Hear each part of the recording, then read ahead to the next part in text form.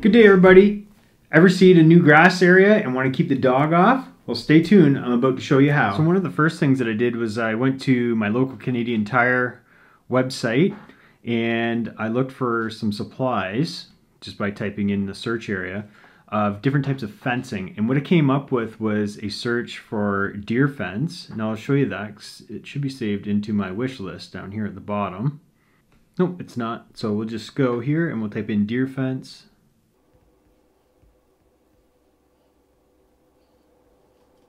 And Quest D defense, 7 foot by 25 feet.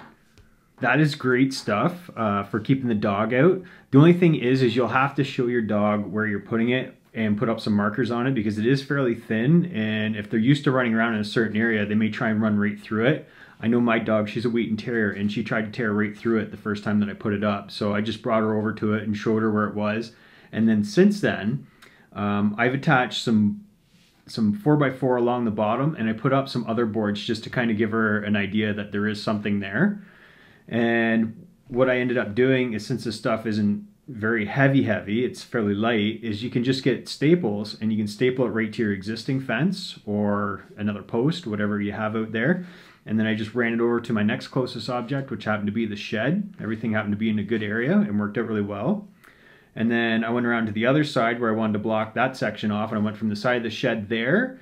And instead of having a post or something right up against the house, I had to come up with an idea. And I took an old broom handle and I weaved it through the fence and then stuck it in the ground. And that holds up that end of the fence. That also enables me to be able to remove that section to get through there with the lawnmowers, because I actually have my gate that goes out to my front yard is over in this section that's cordoned off. So it allows me just to pull it out of the ground, move it out of the way, drive the lawnmower through, do my mowing out front, and then bring it back in and put the gate up once I'm done. So it works really well.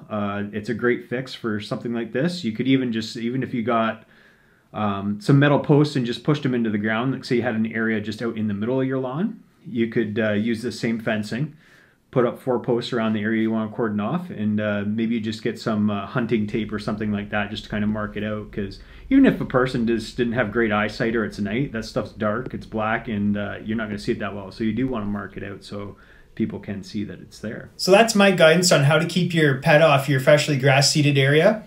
First and foremost is the safety of your pet. I used a polymer fencing that's not going to hurt my animal if she does happen to run into it.